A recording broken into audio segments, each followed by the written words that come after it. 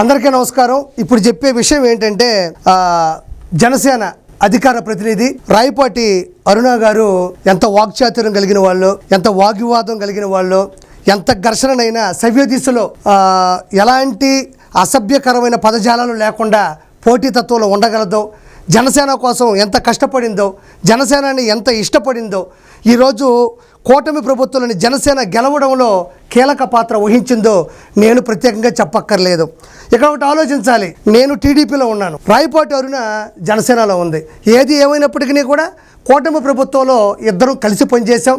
నేను చెప్తున్నాను, నాకు చాలా వరకు రాయపాటి అరుణ ఇన్స్పిరేషన్. ఎందుకంటే ఆ అమ్మాయి 2014 నుంచి 2024 మధ్యన, అంటే 2014 నుంచి 2019 వరకు స్వచ్ఛందంగా తనకు తాను పవన్ కళ్యాణ్ గారి యొక్క ఆలోచనలు, ఆయన పరిజ్ఞానం, ఆయనకి సమాజం మీద ఉన్నటువంటి స్పృహ, సమాజాన్ని మంచి సవ్య దిశలోకి తీసుకెళ్ళాలి అనుకుంటున్నటువంటి ఆయన ప్రణాళిక విపరీతంగా నచ్చి ఒక సామాన్య మధ్యతరగతి కుటుంబం నుంచి రాయపాటి అరుణ జనసేనలో 2014 నుంచి 2019 వరకు చాలా కష్టపడింది. స్వచ్ఛందంగా తనకు తానుగా ఏకలవ్య శిష్యురాలుగా కూడా కష్టపడింది. రెండోది 2019 నుంచి 2024 మధ్యన కూడా విపరీతంగా కష్టపడింది. ఆవిడ చేస్తున్నటువంటి కృషి, పట్టుదల, ఆవిడ సంకల్పం, ఆవిడ మాట్లాడే విధానం, ఆవిడ సబ్జెక్టు, ఆవిడ పద్ధతి, ఆవిడ కట్టు బొట్టు, ఆవిడ చేసేటువంటి విపరీతమైన కృషిని గమనించినటువంటి పవన్ కళ్యాణ్ గారు జనసేన పార్టీ అధ్యక్షులు రాయపాటి అరుణ గారికి రాష్ట్ర అధికార ప్రతినిధి అనేటువంటి ఒక మంచి పోస్టును కూడా ఇవ్వడం జరిగింది. మీరు గమనించాలి, జగన్మోహన్ రెడ్డి ప్రభుత్వం అధికారంలో అంటే 2019 నుంచి 2024 మధ్యలో ఒక్క మాట మాట్లాడాలంటే ఒక్కొక్కరికి చెమట్లు పట్టేటి, ఒక మాటలో చెప్పాలంటే వచ్చ పోసేటోళ్ళు ఆ రోజుల్లో. ఎందుకంటే దాడులు, విపరీతమైన బూతులు, కేసులు, అడ్డగోలు కేసులు, సంబంధం లేని కేసులు, ఎఫ్ఐఆర్లు బుక్ చేసి కూడా ఇబ్బంది పెట్టినటువంటి పరిస్థితులు ఉన్నాయి. ఇవన్నీ పక్కన పెడితే మార్ఫింగ్ ఫోటోలు, అంటే ఇక్కడ వరకు ఇలా ఆడవాళ్ళ కొంచెం కింద నుంచి కూడా అసభ్యకరమైనటువంటి పోస్టులతో పాటు అసభ్యకరమైనటువంటి ఫోటోలు కూడా చిత్రీకరించి వాటిల్ని డిజిటల్ మీడియాలో విపరీతంగా కూడా ప్రచురించారు. అవన్నీ కూడా సభ్య సమాజం తలదించుకునే విధంగా ఉన్నాయి. ఆ రోజుల్లోనే 2019 నుంచి 2024 మధ్యలో రాయపాటి అరుణ నా సొంత చెల్లెలతో సమానం. నేను కేవలం ఒక 2-3 సార్లు మాత్రమే ఫోన్లో మాట్లాడాను. ఒకసారి నేను ప్రత్యక్షంగా కలవడం జరిగింది. ఎంత పద్ధతిగా ఉంటుందంటే చాలామందికి, అంటే కొత్తగా వచ్చే యువతరానికి, యువ మహిళలకు, వీర మహిళలకు కూడా రాయపాటి అరుణ చాలా ఇన్స్పిరేషన్. ఎందుకంటానంటే ఒక సర్వసాధారణ ఒక బీసీ మహిళ, ఒంగోలు నుంచి వచ్చింది, సర్వసాధారణ బీసీ మహిళ, పొలిటికల్ బ్యాక్గ్రౌండ్ ఏమాత్రం లేదు, పొలాలు లేవు, బంగారాలు లేవు, ఆస్తులు లేవు, అంతస్తులు లేవు, ఒకటే ఉంది ఆత్మవిశ్వాసం, ధైర్యం. నేను నమ్ముకున్న నాయకుడు ప్రజలకు సేవ చేస్తాడు, ప్రజా సేవకుడు పవన్ కళ్యాణ్ గారు. లక్షలు తీసుకునే హీరోలు ఉన్నారు, కోట్లు తీసుకునే హీరోలు ఉన్నారు. రెండో విభాగానికి పవన్ కళ్యాణ్ గారు అత్యున్నతమైన కుటుంబం నుంచి వచ్చి, ఒక మెగా ఫ్యామిలీ నుంచి వచ్చి, కోట్ల విలువ చేసేటువంటి సినిమాల తాలూకు రెమ్యునరేషన్ తీసుకునే స్థాయి కూడా, ఆయన వయస్సుని, ఆయన రెమ్యునరేషన్ని, ఆయన సమయాన్ని అన్నిటినీ కూడా ఆంధ్రప్రదేశ్ ప్రజల కోసం తాకట్టు పెడుతున్నారు, హెచ్చిస్తున్నారు. ఆయన పూర్తిగా నిమగ్నం అయిపోయినారన్న ఒక మంచి ఆలోచనతో ఎక్కడో ఉన్న రాయపాటి అరుణ ముందు అడిగేసి విపరీతమైనటువంటి చర్యల్లో పాల్గొనడం జరిగింది. ఇప్పుడు రాబోతున్న వాళ్ళందరికీ కూడా రాయపాటి అరుణ ఇన్స్పిరేషన్. ఎందుకంటే 10 సంవత్సరాలు ఏ బ్యాక్గ్రౌండ్ లేకపోయినా నమ్ముకున్న నాయకుడి కోసం అడుగు ముందుకేసి బూతులు అడిగించుకున్నా సరే వెనక్కి తగ్గకుండా కూడా పనిచేసినటువంటి వీర మహిళ జనసేనలోనే కాదు, ఇలాంటి వ్యక్తులు ఏ పార్టీలో ఉన్నా కూడా కిరాకార్పి గౌరవిస్తాడు. వాళ్ళని ఖచ్చితంగా నేను చాలా గౌరవంగా మాట్లాడతాను కూడా. అలాంటి విషయాల్లో రీసెంట్గా రాయపాటి అరుణ గారు కూడా ఒక మాట మాట్లాడడం జరిగింది, ఒక డిబేట్లో కూడా. ఏమని మాట్లాడారో ఒకసారి విందాం. జగన్మోహన్ రెడ్డి గారు ఎవరికి పుట్టారు అనేటువంటి ప్రశ్న మేము అసెంబ్లీలో రానియ్యం. జగన్మోహన్ రెడ్డి గారి పిల్లలు ఎవరికి పుట్టారనే ప్రశ్న మేము అసెంబ్లీలో రానియ్యం. జగన్మోహన్ రెడ్డి గారికి భార్యలు ఎంతమంది ఉన్నారు, భార్య ఏతర సంబంధాలు ఎన్ని ఉన్నాయి, ఎన్ని ప్యాలెస్లు ఉన్నాయి. ఇక్కడ మీరు గమనించారో లేదో, రాయపాటి అరుణ గారు ఏమంటున్నారంటే జగన్మోహన్ రెడ్డి గారి గురించి ఒక మాట, వాళ్ళ పిల్లల గురించి ఒక మాట, ఇంకొక మాట, అంటే ఎవరికి పుట్టారు, పిల్లలు ఎవరికి పుట్టారు, మేము అలాంటి అనుమానం లాంటి ప్రశ్నలు సంధించము అని అడిగింది. ఇక్కడ మనం దీన్ని ఏం చేశారంటే వైఎస్ఆర్సీపీకి సంబంధించినటువంటి డిజిటల్ మీడియాలు కావచ్చు, చాలామంది కూడా ఇది తప్పు అనే దిశగా కూడా ట్రోల్ ట్రోల్స్ చేస్తున్నారు. రాయపాటి అరుణ మాట్లాడింది తప్పు, ఇలా మాట్లాడచ్చా, జనసేనలో ఉండేటువంటి రాష్ట్ర అధికార ప్రతినిధి ఇలాంటి అనుచిత వ్యాఖ్యలు చేయడం ఎంతవరకు కరెక్టు, ఆ అమ్మాయిని మీరు సస్పెండ్ చేయరా, ఇలాంటి వాళ్ళు ప్రోత్సహిస్తారా అని అడుగుతున్నారు. నేను సూటిగా ఒకే ఒక క్వశ్చన్ మన వైఎస్ఆర్సీపీ వాళ్ళతో మాట్లాడుతున్నాను. అందరికి కూడా నేను మాట్లాడుతాను, అందరికి అర్థం కావాలి. ఇక్కడ మాట్లాడాల్సింది ఏంటంటే, రాయపాటి అరుణ ఏం మాట్లాడిందంటే, ఎంతకు ముందు మీరు చట్టసభలో అసెంబ్లీలో చంద్రబాబు నాయుడు గారు ఆయన సంబంధించినటువంటి శాసనసభ్యులు అందరూ కూర్చోనంగా మీరు అధికారాన్ని అసెంబ్లీలో దుర్వినియోగం చేస్తూ ఎలాంటి అనుచిత వ్యాఖ్యలు మాట్లాడారు, ఎలాంటి తను రాయపాటి అరుణ ఏదైతే మాట్లాడిందో అలాంటి మాటలనే వెనక ముందు చూసుకోకుండా అసెంబ్లీలో ప్రశ్నించాల్సినటువంటి అసెంబ్లీలో అలాంటి అనుచిత వ్యాఖ్యలు మీరు చేశారు. ఏదైతే ఎవరికి పుట్టారో పిల్లల మీద అనుమానం ఉంది, మేము అడగమని ఏదైతే అనిందో అది మేము అసెంబ్లీలో అడగము, మేము అనము, మేము క్లారిటీతో ఉంటాం. మాకు అసెంబ్లీ అంటే చట్టసభ, అసెంబ్లీ అంటే ప్రశ్నించే సభ, అభివృద్ధి కోసం అడుగులు వేయాల్సినటువంటి ప్రశ్నలు తలెత్తేటువంటి ఏదైతే ఉందో అసెంబ్లీలో మీరు ఏదైతే మాట్లాడినారో మీకు తెలియదేముంది. వల్లభనేని వంశీ కావచ్చు, అంబటి రాంబాబు కావచ్చు, అనిల్ కుమార్ యాదవ్ కావచ్చు, జగన్మోహన్ రెడ్డి కావచ్చు, వీళ్ళందరూ కూడా ప్రపంచంలో ఉన్న తెలుగు వాళ్ళందరూ చూస్తుండగా ప్రత్యక్ష ప్రచార వేదికలో ఎలాంటి అవమానాన్ని చంద్రబాబు నాయుడు గారికి చేశారో, అంటే అబద్ధాన్ని చొప్పించి అసెంబ్లీకి రప్పించి మీరు ఏదైతే అసభ్య పదజాలాల్ని మొత్తం సభ్య సమాజం తలదించుకునేటట్లు మీరు మాట్లాడినారో అలాంటివి మేము మాట్లాడము అని ఇక్కడ స్పష్టంగా రాయపాటి అరుణ గారు చెప్పడం జరిగింది. దీన్ని నేను ఒక ఫర్ ఎగ్జాంపుల్ చెప్తున్నానండి. ఒకటింటికి నేను భోజనానికి వెళ్ళాను, వాడు అన్నం తింటూ ఉండగా ఏమైనా అంత అన్నం తింటున్నావు నన్ను అడిగాడు. ఆ తర్వాత నేను వాడిని మా ఇంటికి పిలిచినప్పుడు వాడు రావడం మానేస్తున్నాడు. ఒరే నువ్వు మా ఇంటికి వచ్చి భోంచేసేటప్పుడు ఎందుకురా అంత అన్నం తింటున్నావు నేను అడగను అని నేను చెబుతాను. ఎందుకంటే వాడు రావట్లేదు, వాడు మా ఇంటికి అడుగు పెట్టట్లేదు, ఎందుకో సంకోచిస్తున్నాడు, అక్కడక్కడ దాక్కుంటున్నాడు. కాబట్టి ఏదైతే చర్య జరిగిందో అలాంటి ప్రతి చర్య నేను చెయ్యను, మా అసెంబ్లీలో జరగదు.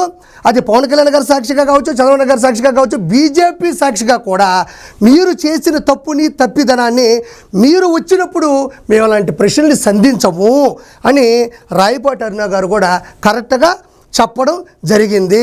ఇందులో ఏ తప్పు ఉంది అంటే ఇక్కడ మనం ఆలోచించాల్సింది ఏంటంటే, మీరు ఏదైతే అసభ్య పదజాలాలతో అసెంబ్లీకి రప్పించి అబద్ధాన్ని చొప్పించి ప్రజాక్షేత్రంలో ప్రజాస్వామ్యంలో ప్రజలు ప్రత్యక్ష వేదికగా ప్రసారాల్లో చూస్తూ ఉండగా మీరు ఏదైతే మాట్లాడినారో ప్రజలందరూ చూసినారు. అంబటి రాంబాబు ఏం మాట్లాడినాడు, వల్లభనేని వంశీ ఏం మాట్లాడినాడు, మిగతా శాసనసభ్యులు చంద్రబాబు నాయుడు గారి అప్పటి వాళ్ళ మీద ఎంత విరుచుకుపడ్డారో ప్రత్యక్షంగా ఈరోజు యూట్యూబ్లో చూసినా కూడా దొరుకుతాయి. అందుకే మనకి గ్యారా ఇచ్చి గ్యారేజ్ పంపించారు. మళ్ళీ అదే తప్పిదాన్ని మళ్ళీ చేసుకున్నారు. ఈసారి 11 కాదు కదా, 1 - 1 = 0 రావడం తథ్యం. ఇది ఆర్పీ చెప్తున్నాడు, రాసుకోండి. అంటే ఎక్కడ రాయపాటి అరుణ గారు ఇది మాట్లాడేసినారు అంటున్నారు. ఇక్కడ మీరు ఆలోచించాల్సింది ఏంటంటే, ఇవన్నీ మీరు మాట్లాడినారు, ఇప్పుడు మనం అసెంబ్లీకి వెళ్తే అలాంటివి మాట్లాడతారేమో, అలాంటివి చేస్తారేమో అని మీరు భయపడుతున్నారేమో. మేము అలాంటివి చేయము, మీరు నిజాయితీగా లోపల వచ్చి కూర్చోండి. మీరు ప్రతిపక్ష హోదాలో లేకపోయినా కూడా మీరు శాసనసభ్యులుగా 11 సీట్లు వచ్చినాయి కాబట్టి మీరు కూర్చోండి, మీరు ప్రశ్నించండి. మీకు స్పీకర్ సమయాన్ని కేటాయిస్తాడు, మీకు ఇచ్చినప్పుడు అభివృద్ధి దిశగా మీ ప్రశ్నలు అడగండి, పథకాలుంటే పథకాల మీద సంధించండి. అంతే తప్ప మేము మీలాగా అనుచిత వ్యాఖ్యలు చేయము, అసభ్య పదజాలాలతో మేము చిత్రీకరించము. దమ్ముంటే మీరు రండి అని ఎంతో శుద్ధమైన మాటలతో రాయపాటి అరుణ గారు మాట్లాడినారు. ఇందులో ఏ తప్పు ఉంది? ఇందులో ఏ తప్పు ఉంది? మీరు ఈ అమ్మాయి చెప్పిన ఏ అయితే మాటలు ఉన్నాయో ఆ మాటలు ఇంతకుముందు మీరు మాట్లాడలేదా? అవి ఇంతకుముందు మీరు చెయ్యకపోతే చెప్పండి, ఆవిడ చేసిన తప్పు. మీరు చేశారు కాబట్టి ఇలాంటివి మేము చెయ్యము, మీరు ధైర్యంగా వచ్చి అసెంబ్లీలో కూర్చోవచ్చని రాయపాటి అరుణ గారు చెప్పడం జరిగింది.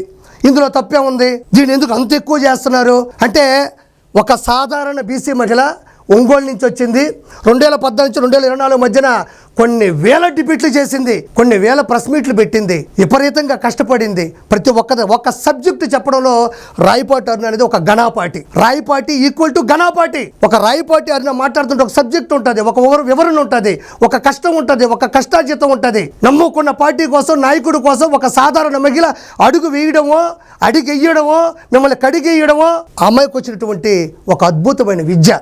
ఈరోజు అమ్మాయి మాట్లాడింది తప్పు అని మీరు అంటున్నారే, ఒకసారి ఇప్పుడు మాట్లాడదాం. బూతులు అంటే ఏంటి, బూతులు ఎలా చిత్రీకరిస్తారు ఇప్పుడు చూపిస్తాగండి. ఒకసారి ప్రజలారా మీరు చూడండి, నేను మాట్లాడుతున్నాను. రాయపాటి అరుణ గారు ఏదో మాట్లాడేసిందని తలా తోక ఏదీ లేకుండా ఏదో ఆ అమ్మాయి ఇంతకుముందు చేసిన తప్పుని ఏలెత్తి చూపిస్తూ ఆ తప్పు మేము చేయము అంటే దానికి వాళ్ళు చేసిన తప్పిదం ఏంటో మీకు అర్థమైంది. ఒకసారి ఆలోచించండి. వర్రా రవీందర్ రెడ్డి, ఇంకా నేను చదవలేను, క్షమించాలా. నా చెల్లెలు, ఎవరికైనా చెల్లెలే, ఎవరికైనా మహిళే, ఎవరికైనా గృహిణే. నేను ఇది చదవలేను. ఒక 5 సెకండ్లు టైం ఇస్తా, మీరే చదువుకోండి. ఒక నిరసనలో అలిసిపోయి పడుకుంది. ఆ టైంలో వర్రా రవీందర్ రెడ్డి, మొన్న మీరు చూసే ఉంటారు, వాళ్ళ ఆవిడ కూడా మాట్లాడుతూ ఉంది, మా ఆయన తప్పే చేయలేదని. ఆయనే ఈయన వర్రా రవీందర్ రెడ్డి. భారతీ సిమెంట్లో పనిచేస్తూ నిదానంగా భారతీరెడ్డి గారి పిఏ అయిపోయి, పిఏ అయినప్పుడు ఏం చేయాలా, సలహాలు ఇవ్వాలా, ఆర్థిక లెక్కలు చెప్పాలా, భారతీయ సిమెంట్ ఎట్టబోతుందో తెలియాలా, ఆవిడ కార్యకలాపాలు ఏవైతే ఉంటాయో ఒక పిఏగా, పర్సనల్ అసిస్టెంట్గా, పర్సనల్ సెక్రటరీగా ఆవిడకి సంబంధించినటువంటి లెక్కలు చూసుకోవాలి. కానీ చూడండి, ఇటువంటి పోస్టు పెడితే ఏ ఆడపిల్లైనా తట్టుకుంటుందా, ఏ ఆడపిల్లైనా బతుకుంటుందా? ఒక సభ్య సమాజంలో ప్రపంచం మొత్తం చూస్తున్నాగా, డిజిటల్ మీడియాలో, ఫేస్బుక్లో, ఇన్స్టాగ్రాముల్లో, ఎక్స్లో ఇది అప్పట్లో చక్కర్లు కొట్టింది. ఇది కదా చూడండి, ఇది ఎంత వర్స్ట్ ఓడో ఒకసారి కూర్చోండి. మళ్ళీ 3 క్వశ్చన్ మార్కులు, అంటే ఒకటి సరిపోదు. ఇలా తప్పుడు వార్తలు రాసి వాళ్ళ దాంట్లో మళ్ళీ 26K లైకులు. ఇక్కడ చూడండి, ఒకసారి ఆలోచించండి. అంటే ఇలాంటివి ఏ ప్రభుత్వం అయినా చేస్తే ఓడిపోద్దని చెప్పడానికి జగన్మోహన్ రెడ్డి ప్రభుత్వం అందరికీ కూడా అర్థమైపోయింది.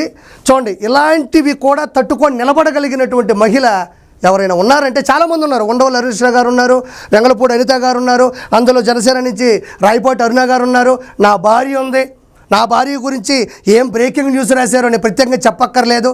ఇది చూడండి, ఇది బూత్ అంటే, వైఎస్ఆర్సీపీ డకాయిట్లు చేసిన బూత్ అంటే ఇది. రాయపాటి అరుణ గారు నిఖార్సుగా, నిజాయితీగా ఒకే ఒక మాట అన్నారు, మీరు చేసిన తప్పు అసెంబ్లీలో మేము చేయము, మీరు ఎందుకు భయపడుతున్నారు, మేము అలా అడగతామనా? మాది పద్ధతైన పార్టీ, మాది ప్రజల పార్టీ, ప్రజాక్షేత్రంలో ప్రజాస్వామ్యంలో నిలబడిన మా పార్టీలో అలాంటి ఉండవు, మీరేం భయపడక్కర్లేదు రండి అనింది. దాన్ని ఉక్కిరికరిస్తూ చెప్తున్నారే ప్రజలకు ఆ మాత్రం అర్థం కదా?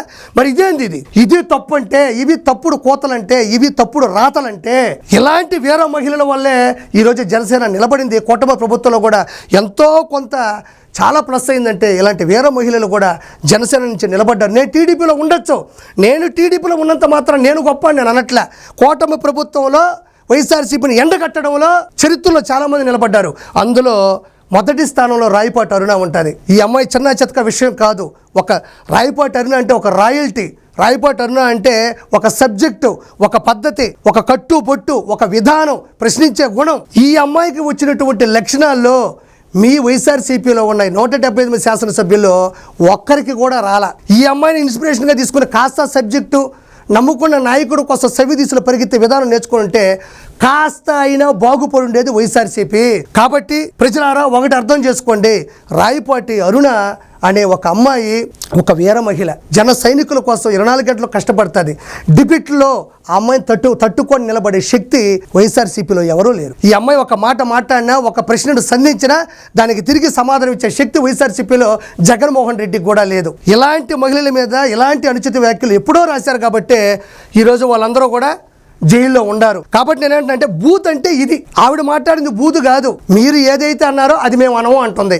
కాబట్టి ఇలాంటి రాయపాటి అరుణ లాంటి మహిళలు ఎక్కడ ఏదైనా మంచి పోస్ట్ తీసుకుంటారు, ఎక్కడ మంచి స్థాయికి వెళ్ళిపోద్దో, లేకపోతే కూటమి నుంచి ఎక్కువ మనల్ని ఇబ్బంది పెట్టింది అనుకున్నారో ఏమో తెలియదు, కానీ అలాంటి వాటిని ట్రోల్స్ చేశారు. నేను మనస్ఫూర్తిగా కోరుకుంటున్నా, ఇలాంటి ఒక చెల్లి ఏ పార్టీకైనా చాలా అవసరం. ఇలాంటి ఒక చెల్లి అత్యున్నత స్థాయికి వెళ్ళాలి, అత్యున్నత వంటి పదవుల్ని అధిరోహించాలని నేను మనస్ఫూర్తిగా కోరుకుంటూ, రాయపాటి అరుణకి నేను బెస్ట్ ఆఫ్ లక్ చెప్తున్నాను. నువ్వు ఒక కడిగిన ముత్యం లాంటి దానివి, నువ్వు మట్టిలో మాణిక్యం లాంటి దానివి, నువ్వు ఎప్పుడు గెలుస్తూనే ఉంటావు, నువ్వు తప్పు చేస్తే ప్రశ్నిస్తూనే ఉంటావు, వైఎస్ఆర్సీపీ లాంటి ప్రభుత్వాన్ని ఎండగడుతూనే ఉంటావు. Thank you so much.